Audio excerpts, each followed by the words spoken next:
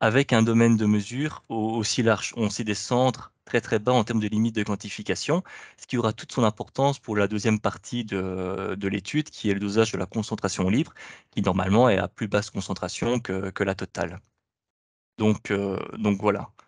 Donc ce premier point, comme vous voyez, est terminé. La méthode a été validée, a été publiée. Donc ça, c'est pour la plus-value analytique de la bourse.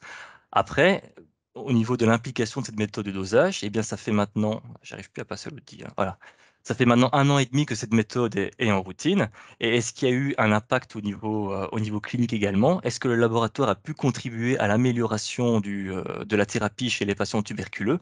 Eh bien, la réponse est oui, car grâce au TDM, chez 2 tiers des patients chez qui on a fait ce dosage, on a détecté des taux de rifampicine qui étaient inférieurs au taux thérapeutique.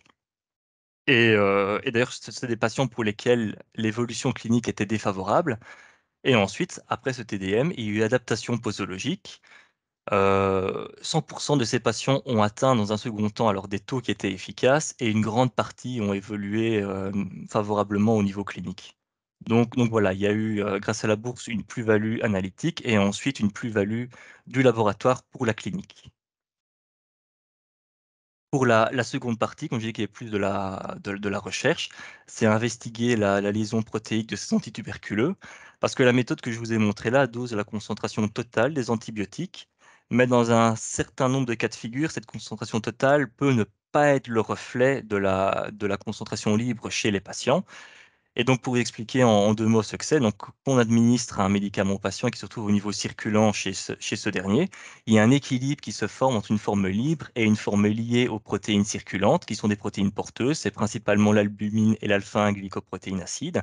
Et donc, cet équilibre est constamment régulé pour rester constant.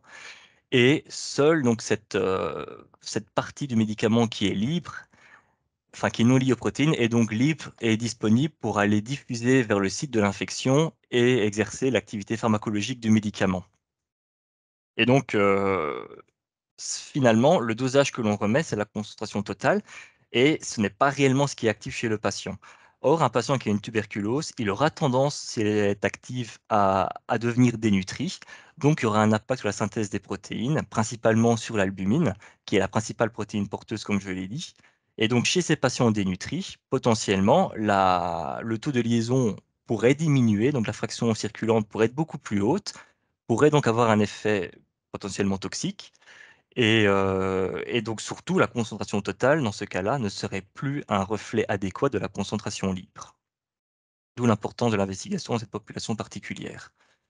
Or, malgré, l'intérêt théorique d'investiguer cette concentration libre, on voit que dans les études sur échantillons cliniques, donc in vivo, il n'y a eu que 2 études qui ont été faites sur des petites cohortes avec des résultats contradictoires et surtout, ils ont raté la bonne population. Ils n'ont inclus que des patients qui avaient des taux d'albumine qui était au-dessus de 30 grammes par litre. Donc tous les patients avec une dénutrition sévère n'ont pas été inclus dedans et il n'y a aucune donnée sur les drogues de seconde ligne.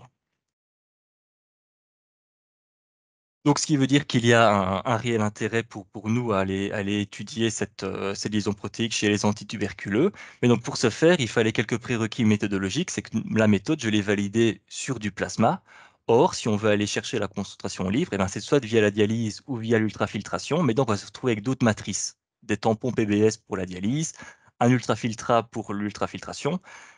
Donc ce sont des matrices différentes. On a dû donc étendre, la validation à ces matrices-là avant de pouvoir, aller plus loin dans l'étude et également sélectionner un dispositif et le valider. Ce qui a été le cas, donc on a pu partir sur le dispositif d'ultrafiltration Centrifree qui fonctionne de la manière suivante: on met simplement, l'échantillon de plasma dans le compartiment du haut, on exerce une force centrifuge dessus et donc toutes les protéines porteuses resteront au-dessus de la membrane semi-perméable et un ultrafiltrat contenant donc la concentration non liée du médicament se retrouvera dans un second compartiment qui est disponible donc pour être quantifié. Alors quel est le but méthodologique que l'on a souhaité faire avec cette bourse? C'est d'une part obtenir des données, je dis rapides et faciles, donc via des enrichissements de poules in vitro, afin d'étudier le taux médian de liaison des protéines, heu, oui, aux protéines, pardon, et également étudier l'impact des protéines porteuses. Comme je l'ai dit, les principales, c'est l'albumine et l'alpha-1 glycoprotéine acide. Donc, juste pour vous donner un chiffre, il n'y a que 2% des patients qui ont une tuberculose multirésistante. Donc, ça va être très compliqué d'obtenir des données in vivo pour les drogues de seconde ligne. D'où l'importance d'avoir initié cette première partie, qui est des études donc, in vitro. Au niveau des données in vivo, bah, le but évidemment de confirmer ce que j'aurais observé in vitro, également de pouvoir étudier la notion de variabilité interindividuelle et de rajouter aussi à cela d'autres covariables importantes telles que le statut inflammatoire via la CRP, car elles peuvent augmenter la perméabilité vasculaire et également impacter la synthèse des protéines porteuses via une diminution de l'albumine en cas de syndrome inflammatoire sévère. Et donc évidemment aussi évaluer la fonction rénale. Et donc, in fine, quel était le but de cela? Eh bien, c'est de se poser c'est d'avoir la réponse, y a-t-il un intérêt ou pas à doser la concentration libre plutôt que la concentration totale? Dans quel cas de figure la totale n'est plus le bon reflet de ce qui est réellement actif chez le patient? Et la seconde question que l'on peut se poser grâce à tous les covariables que je mesure, c'est est-ce que je devrais réellement mesurer cette concentration libre ou est-ce que via des modèles mathématiques, je pourrais adéquatement la prédire et l'utiliser, ce qui serait beaucoup plus facile. Donc je reviens sur la DIA avec les différents médicaments et donc c'est sur base de ces différents régiments, donc celui pour une DSTB, celui où on a substitué par une quinolone et celui pour la seconde ligne. Ce sont ces régiments, c'est les combinaisons thérapeutiques que j'ai essayé de mimer in vitro pour avoir des échantillons qui soient le plus proche de la réalité clinique. Et donc, comment est-ce qu'on a fait? Donc, comme j'ai dit, j'ai mis par exemple, si je prends un exemple pour les first line drugs, j'ai mis les 4 antituberculeux ici en même temps dans le même pool de plasma à des concentrations mimant ce qu'on peut retrouver chez les patients et répartis sous ma gamme de mesures. Et donc, j'ai essayé de faire varier les différentes variables, c'est-à-dire que pour une même concentration, par exemple, de rifampicine, j'ai fait varier le taux d'albumine de moins de 20 grammes par litre à plus de 46 pour voir l'impact de l'albumine sur la concentration en médicaments. Et de même, pour un même taux d'albumine, j'ai fait varier la concentration en antibiotiques pour également voir l'impact de la concentration à une même concentration de protéines porteuses. Et donc, voilà, c'était pour les données in vitro. Ensuite, évidemment, pour tous les patients qui venaient en TDM, s'il y avait suffisamment de plasma, on dosait les protéines porteuses et on déterminait la concentration libre. Et voici donc les graphiques qu'on a pu observer qui sont assez logiques, c'est toujours ce qu'on l'on voit. Voici donc le graphique de la relation entre la concentration libre et la concentration totale, où on voit qu'on a une très faible dispersion des résultats, qui est toujours plus importante in vivo. Ça s'appelle la variabilité interindividuelle. C'est normal d'observer cela. Par contre, on voit qu'on a aussi une très belle relation entre la libre et la totale. Donc, la totale semble être un bon reflet de ce qui est réellement actif chez le patient, ce qui est confirmé par les graphiques de corrélation entre les différentes covariables qui ont été mesurées et le taux de liaison. Et on voit qu'aucune des covariables n'impacte le taux de liaison. Et donc, dans ce cas de figure-là, bah oui, il n'y a aucun intérêt à déterminer la concentration libre, d'autant plus que le taux de liaison pour ces trois drogues-là est excessivement faible. Et donc, la concentration totale est un excellent reflet de la concentration libre. Ça ne sert à rien d'aller plus loin. Deuxième cas de figure, pour vous montrer, donc c'est celui de la lévofloxacine, où là, je n'ai que des données in vitro, car c'est une drogue de seconde ligne. Je n'ai qu'un seul patient MDR qui est suivi. Je ne vais pas vous montrer des résultats pour un patient. Et dans ce cas-là, on voit que l'albumine a un effet majeur sur le taux de liaison. Plus le taux d'albumine diminue, plus le taux de liaison diminue. C'est normal, il y a une saturation car il y a moins de sites de fixation qui sont disponibles. Et donc, dans ce cas de figure-là, eh bien, si la concentration totale était un bon reflet de la libre, ça veut dire que ma totale fois mon taux médian de fixation me donnerait ma concentration libre et cette prédiction serait adéquate. Eh bien, ça, c'est vrai pour les résultats qui se trouveraient dans cette zone-ci. Par contre, la concentration libre, veut dire prédite donc sur base du taux médian, est complètement inexacte dans les valeurs extrêmes. Donc, dans ces zones-là, la concentration totale n'est plus un reflet de la libre. Et donc, oui, sur base de ces données in vitro qui doivent être confirmées in vivo, utiliser la concentration libre plutôt que la concentration totale est une bonne idée pour avoir une meilleure image de l'efficacité pharmacologique du médicament. Alors, la seconde question qu'on se posait, c'est est-ce que je dois réellement la mesurer ou est-ce que je peux la prédire?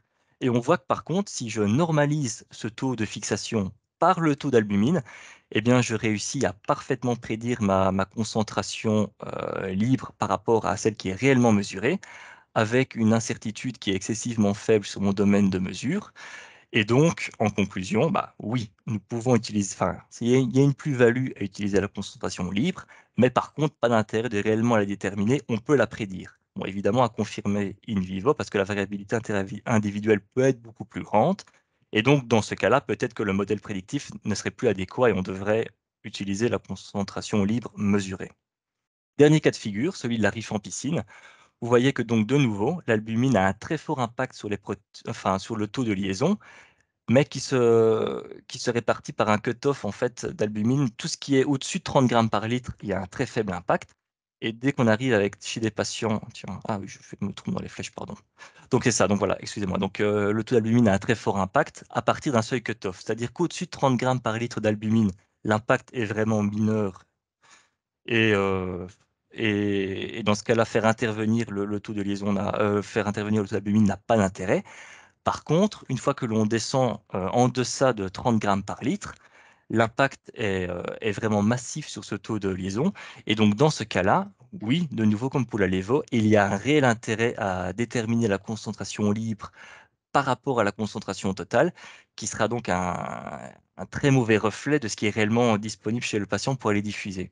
Et donc la seconde question, bah, est-ce que je peux la prédire ou est-ce qu'il faut réellement la mesurer? Là, vous voyez que le graphique de prédiction, même normalisé par le taux d'albumine, est nettement plus mauvais que celui pour la lévofloxacine. Et c'est normal que si vous regardez, on n'est pas dans quelque chose de linéaire, mais plutôt une relation qui serait logarithmique. Donc c'est pour ça qu'on ne réussit pas à avoir une prédiction qui est parfaite, qui est confirmée par le graphique des résidus, ou si je mets le même écart qu'avec la Levo, on voit que j'ai inclus quasiment aucun de mes points, la plupart sont en dehors.